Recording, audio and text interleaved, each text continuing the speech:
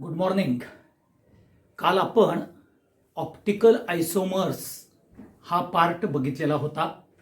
आता ह्या ऑप्टिकल आयसोमर्समध्ये आपण महत्त्वाचं म्हणजे ज्याला पर्टिक्युलरली स्टेरिओ आयसोमेरिझम कॅरेक्टर्समध्ये कॉन्फिगरेशनल आयसोमर्समध्ये जॉमेट्रिकल आणि ऑप्टिकल आयसोमर्स येतात.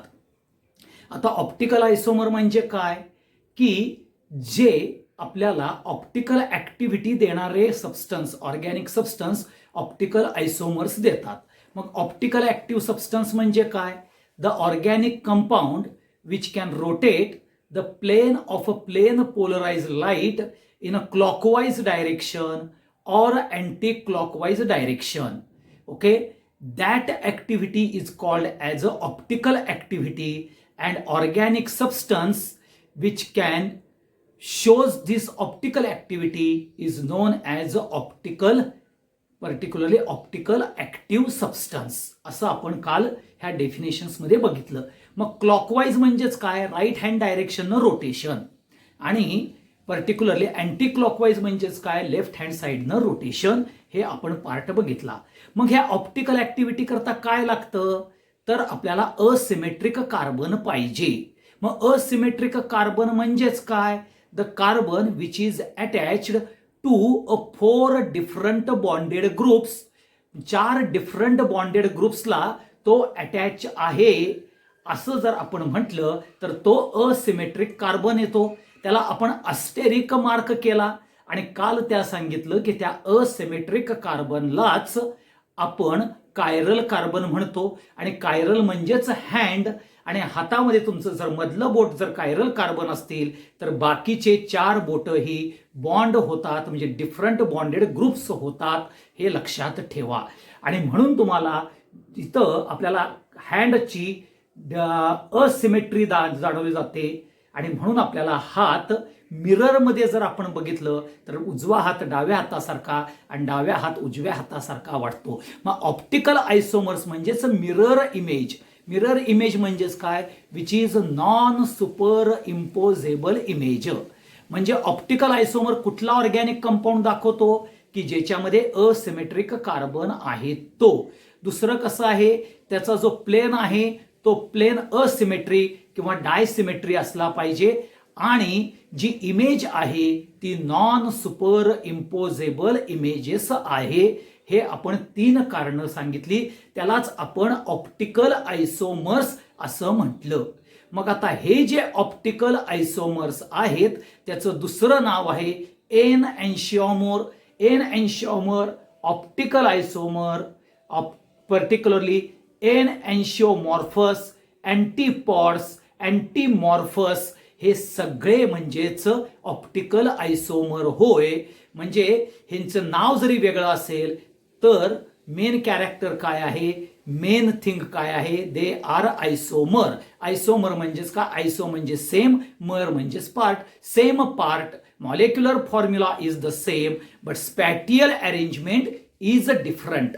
मग आपण बघितलं की प्लेन पोलराइज लाईट जर क्लॉकवाइज डायरेक्शन म्हणजे राईट हँड साइड डायरेक्शन आपण जर तो प्लेन पोलराइज लाईट जर आपल्याला रोटेट होत असेल तर तो आपण डेक्स्ट्रो रोटेटरी म्हटलं, त्याला प्लस चिन्ह दिलं. आणि जर लेफ्ट हँड साइडनं म्हणजे अँटी क्लॉकवाईजनं बघितलं तर त्याला आपण लेवो रोटेटरी म्हणजे लेवस म्हटलं.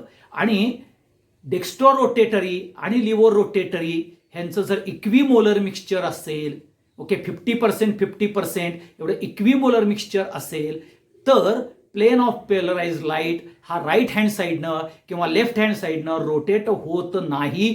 तो त्याचा रोटेशन कॅन्सल्ड आउट होतं. म्हणजेच तिथं तो ऑर्गॅनिक सबस्टन्स ज्यावेळेला इक्विमोलर कॅरेक्टरमध्ये येतो डेक्स्ट्रो आणि लिव्होचा, तर तो ऑप्टिकली इनॲक्टिव्ह असतो. आणि तो ऑप्टिकली इनॲक्टिव्ह असलेलं जे सोल्युशन असतं त्याला रेसिमिक मिक्सचर म्हणतो. आणि म्हणून ऑप्टिकल ॲक्टिव्ह असलेला कंपाऊंड 3 फॉर्म्समध्ये बघायला मिळतो. ए डेक्स्ट्रो रोटेटरी, ज्यावेळेला क्लॉकवाईज डायरेक्शन रोटेशन होतं.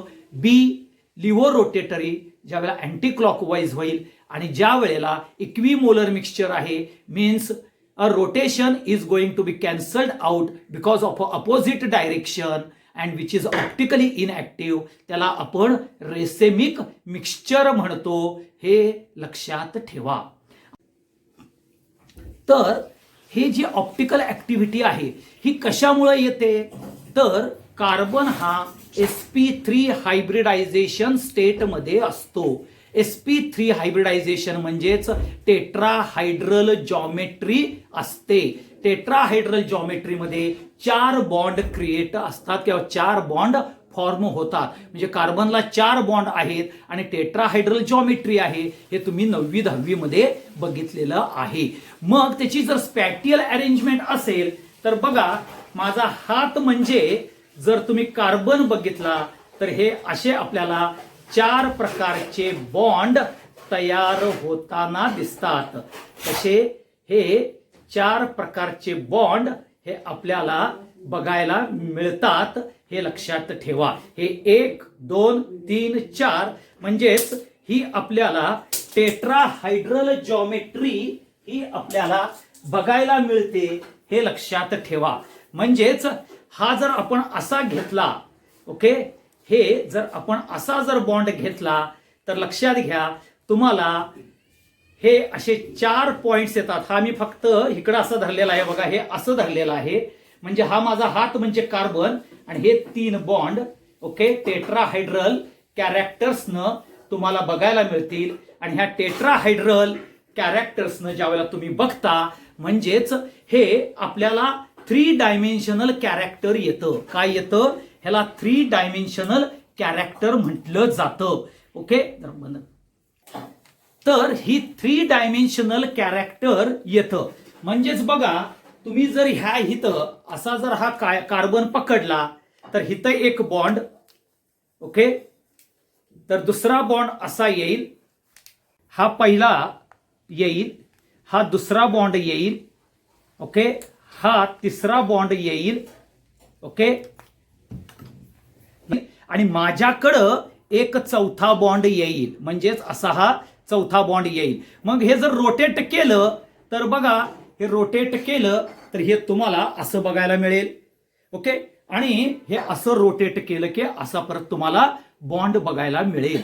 म्हणजेच हे 3 डायमेन्शनल कॅरेक्टर मध्ये आपल्याला पर्टिक्युलरली जर बघितलं तर कार्बन हा टेट्राहायड्रल जॉमेट्री असल्या कारणानं त्याच्यामध्ये आपल्याला जे 4 बॉन्ड्स आहेत, sp3 हायब्रिडायझेशन 3 डायमेन्शनल कॅरेक्टरचं 2 डायमेन्शनल कॅरेक्टर मध्ये आपल्याला त्याचं म्हणजे फळ्यावरती ज्यावेळेला प्रोजेक्शन करतो किंवा you are going to draw a picture of this particularly carbon.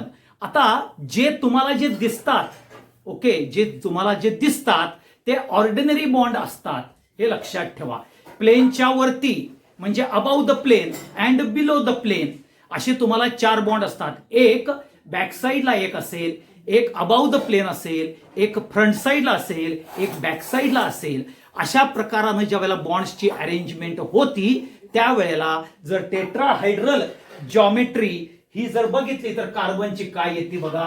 हे कार्बन हे असा आपल्याला पर्टिक्युलरली हे जॉमेट्री बघायला मिळते, हे लक्षात ठेवा.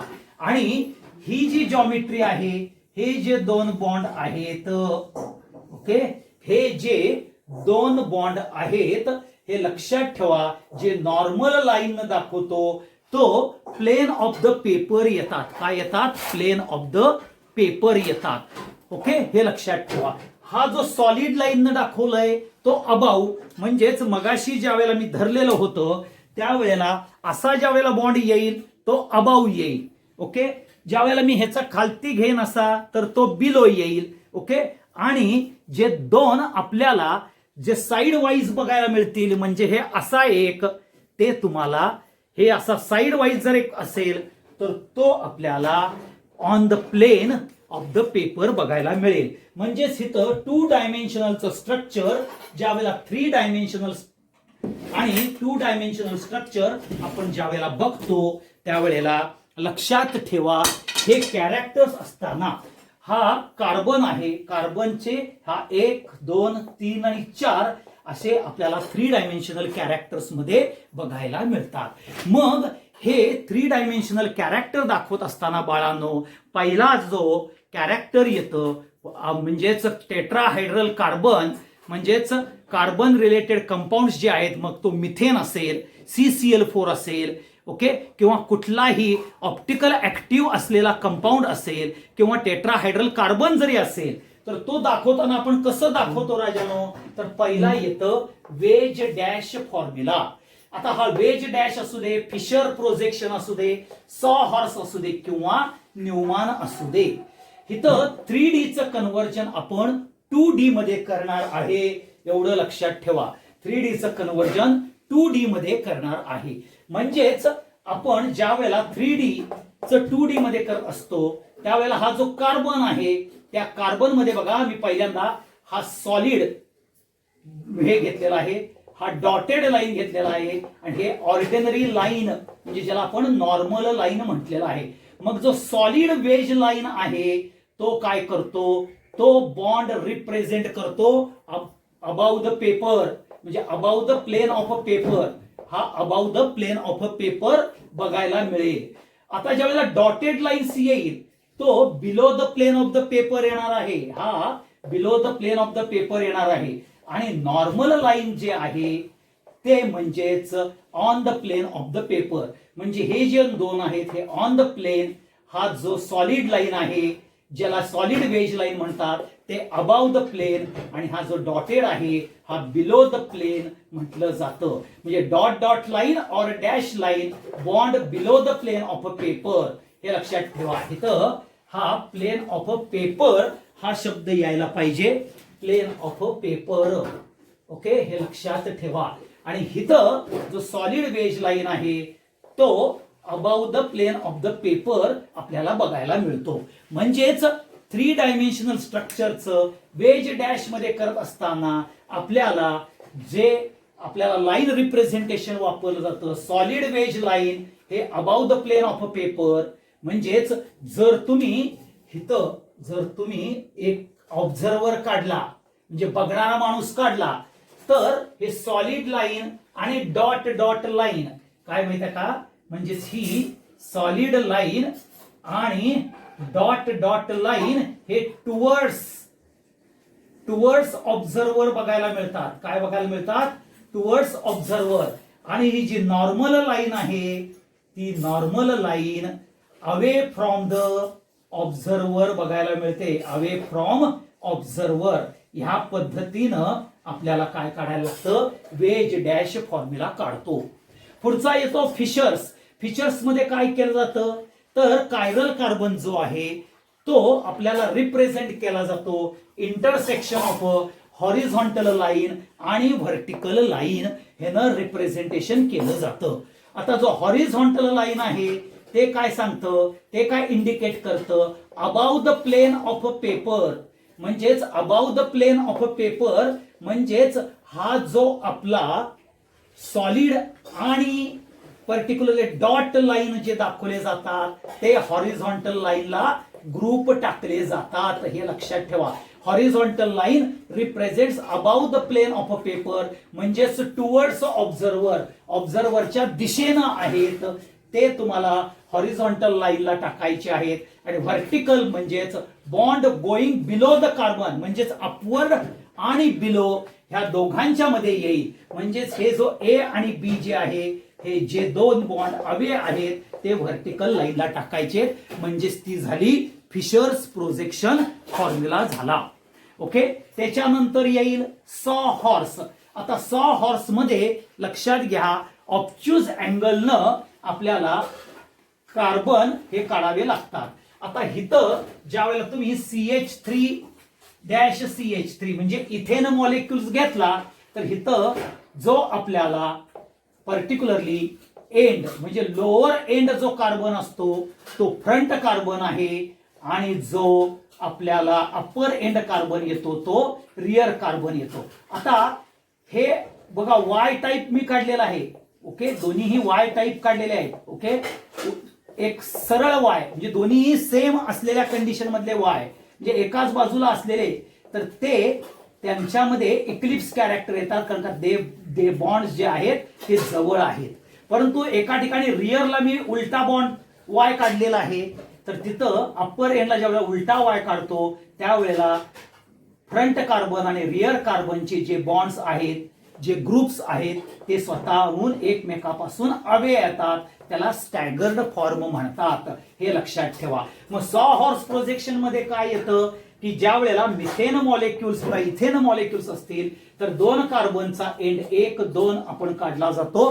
त्यामधला फ्रंट कार्बन हा लोअर एंडचा असतो, अप्पर एंडचा रिअर कार्बन असतो, आणि ते रिमेनिंग 3 बॉन्ड्स म्हणजे 1, 2, 3 आणि हा 1, 2, 3, the remaining 3 bonds at 2 carbon, हे दोन्ही carbon emerge as from a structure, जसे स्ट्रक्चर्स मध्ये काढलेत तसे ते इमर्ज होतात. इक्लिप्स मध्ये काय होतात, हे सगळे दोन्हीही वाय एकाच पोझिशन मध्ये आहेत आणि त्यामुळे त्यांच्यामध्ये आपल्याला जवळ ताप बघायला म्हणजे they are nearer closer to each other, म्हणून ते इक्लिप्स आले. स्टॅगर्ड मध्ये बघा हाफ बॉन्ड म्हणजे मी जर समजा इथं A-B-C आणि D-E-F घेतलं तर B आणि D जवळ आलेला आहे इथं, परंतु इथं बघा A-B-C आणि नंतर इथं आपल्याला हा D, हा E आणि F जर घेतलं तर B आणि D अवे आहेत. ओके, C आणि F अवे आहेत. हे सगळे अवे ज्या वेळेला येतात त्यावेळेला कॅरेक्टर येतं स्टॅगर्ड म्हटलं जातं. हे लक्षात ठेवा. म्हणजेच काय आहे, स्पॅटियल अरेंजमेंट ऑफ 2 ऍडजसंट कार्बन, ह्या 2 ऍडजसंट कार्बनची स्पॅटियल अरेंजमेंट जी आहे ही डायगोनल लाईन, ही जी लाईन आहे डायगोनल लाईन यूज करून आपल्याला सॉ हॉर्स प्रोजेक्शन काढलं जातं. म्हणजे स्पॅटियल अरेंजमेंट कोणाची, जर 2 ऍडजसंट कार्बनची ओके ही डायगोनल लाईन काढून टाकली जाते. ज्या वेळेला दोन्हीही वायचा पोझिशन सेम येतं त्यावेळेला इक्लिप्स येतं. ज्या वेळेला एक उलटा वाय आहे, दोघांची पोझिशन डिफरंट असेल सेकंड कॅरेक्टर मध्ये, ते स्टॅगर्ड येतं. लोअर एंड हा फ्रंट कार्बनचा बघायला मिळतो, अप्पर एंड हा रिअर कार्बनचा बघायला मिळतो. मग हे फ्रंट कार्बन आणि रिअर कार्बन हेच न्यूमॅन प्रोजेक्शन मध्ये घेतलं जातं.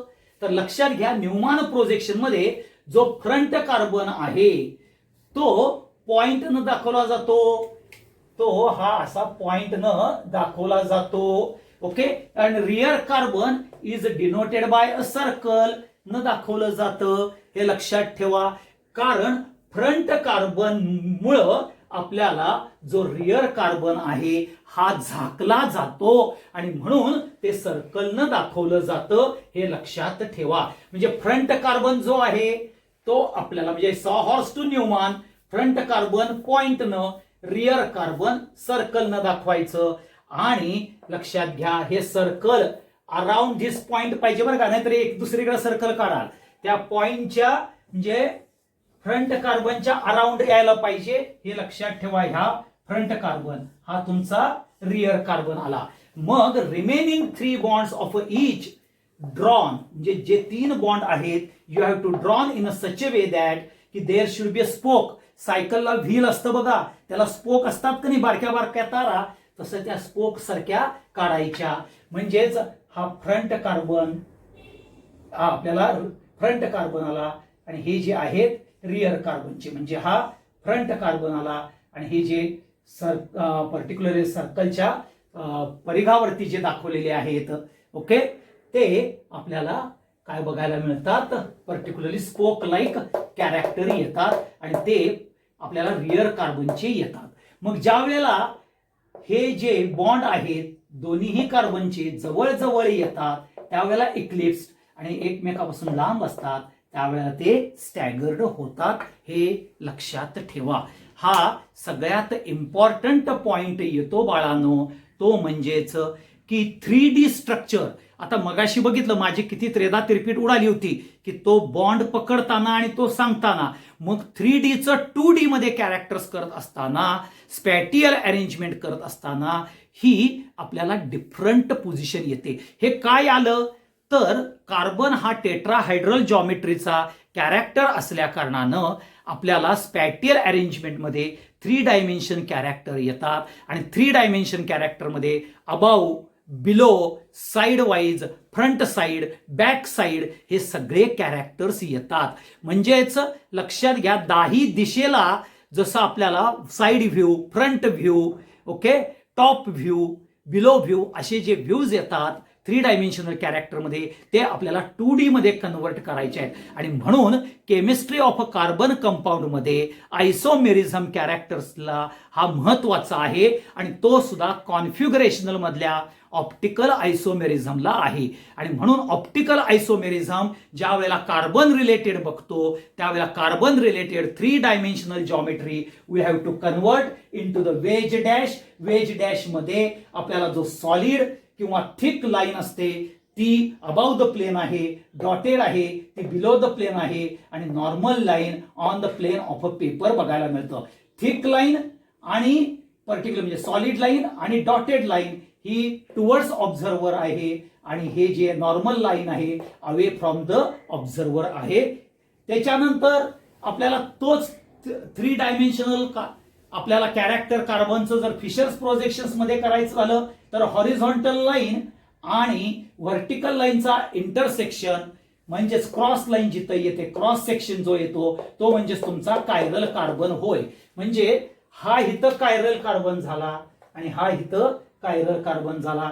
कायरल कार्बन मध्ये जी हॉरिझॉन्टल लाईन आहे त्याच्यावरचे जे ग्रुप आहे ते अबाव म्हणजेच टुवर्ड्स द ऑब्झर्वर असलेले ग्रुप प्रेझेंट होतात, आणि व्हर्टिकल लाईन म्हणजे bond going below the carbon हे अबाव द कार्बन आहेत, हे above the plane of the paper आहेत, आणि हे below the plane of the paper आहेत. म्हणजे कसं उलट पालट केल्यानंतर म्हणजे आता तुम्हाला इथं बिलो म्हणल्यावर बी दिसेल, परंतु बीच्या दृष्टिकोनातून ए बघितला तर बिलो आहे, एच्या दृष्टिकोनातून बी बिलो आहे, म्हणून below bond going below the carbon which is away from the observer in a wedge formula.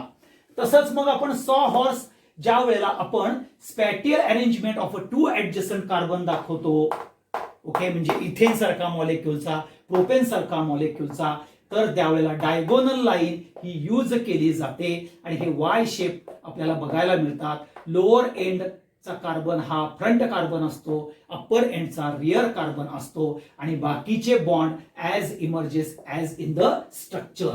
आणि मग न्यूमॉन्स मध्ये काय होतं, फ्रंट कार्बन हा पॉइंट न दाखवला जातो, रिअर कार्बन हा सर्कल न दाखवला जातो, आणि मग remaining 3 bonds of each carbon draw like spoke of the wheel प्रमाणे अरेंजमेंट करायची. जवळजवळ दोन्ही कार्बनचे बॉन्ड आले तर इक्लिप्स आहे, आणि जर लांब लांब असतील तर ते स्टॅगर्ड असेल. लक्षात घ्या, सॉ हॉर्स मध्ये स्टॅगर्ड आणि इक्लिप्स हे इमिजिएट कळत नाही, परंतु ते न्यूमॉन्स मध्ये कळतं. हे सगळ्यात इम्पॉर्टंट कॅरेक्टर होय, हा महत्वाचा मेसेज इथं जातो, हे लक्षात ठेवा. आणि मग ही ज्या वेळेला ऑप्टिकल आयसोमेरिझमची म्हणजे ऑप्टिकल आयसोमर्स काढत असताना हे जे 4 प्रकारचे आपल्याला प्रोजेक्शन्स आहेत, वेज डॅश फॉर्म्युला, नंतर आपल्याला फिशर्स प्रोजेक्शन फॉर्म्युला, सॉ हॉर्स फॉर्म्युला आणि न्यूमॅन प्रोजेक्शन फॉर्म्युला हे इम्पॉर्टंट आहेत. मग आता ह्याचं आपल्याला वेज डॅशचं फिशर्समध्ये, सॉ हॉर्सचं फिशर्समध्ये, न्यूमॅन्सचं फिशर्समध्ये कसं कन्व्हर्जन होतं ते आपण उद्याच्या भागात बघायचं आहे. Thank you very much.